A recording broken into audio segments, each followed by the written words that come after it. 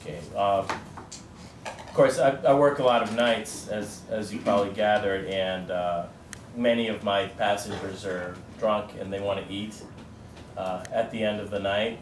So I spend a lot of time waiting in drive-thrus. And yeah, this is one of those stories. It's called Nightcap. It's nearing 3 o'clock on a Sunday morning, the hour at which bars disgorge their more dedicated patrons.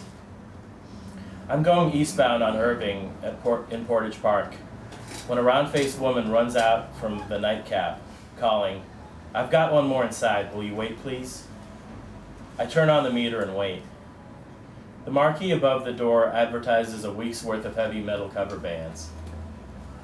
She comes back out with a blonde version of herself in tow.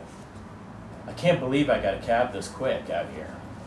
Thought for sure we'd be stranded for hours," she says. "You're our hero." They're probably in their early 40s, dolled up for a night out, with makeup showing the strain of many hours' wear. The brunette gives a Roscoe Village address, and we shove off. I hop on the Kennedy to skip a few traffic lights, and when we exit on Addison, they ask if we can stop at the White Castle on the corner of Kedzie. The drive-through queue wraps around the white parapeted shack. Undaunted, the ladies pass the time recapping their evening. The blonde apparently has been making out with one of the long hairs inside the nightcap when her friend dragged her out to the cab. He was kind of cute, right? I wrote my number across his whole forearm. He said he was still going out, so maybe he'll call later. The brunette laughs and asks me my name. We're 80s rock chicks, you could tell, right? You know, we like those metal dudes. The line inches forward and they bitch about what a fortune this cab ride is turning out to cost.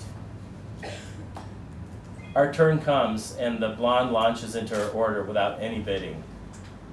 Her friend squeals for her to shut up. She asks if I want some burgers, and when I say, "Not these," she concedes that nobody really wants them, and that they'd be paying for the decision before morning broke. Finally prompted by the feedback-laden squawk from the speaker, the blonde recites a list that includes sliders, fries, chicken rings, fish nibblers, and a half dozen other items, racking up a bill of $25, which at White Castle is quite an impressive amount for two. The rundown of their night continues as we inch toward the window. "We're not on taxicab confessions, are we?" one of them asks. When it was time to pay, the blonde reads the credit card swipe instructions out loud. "Slide in and out quickly?" That's what she said. Her friend asks me how sick of them I am by now. They both try with little success to chat up the kid with the headset in the window. Fast food smells permeate the cab as we pull back out onto Addison. They grow quiet, rustling wrappers, unable to hold off until home, hunger replacing lust.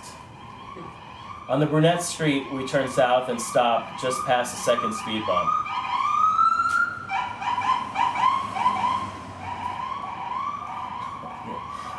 They stumble out, leaving a trail of wax paper wrappers in their wake.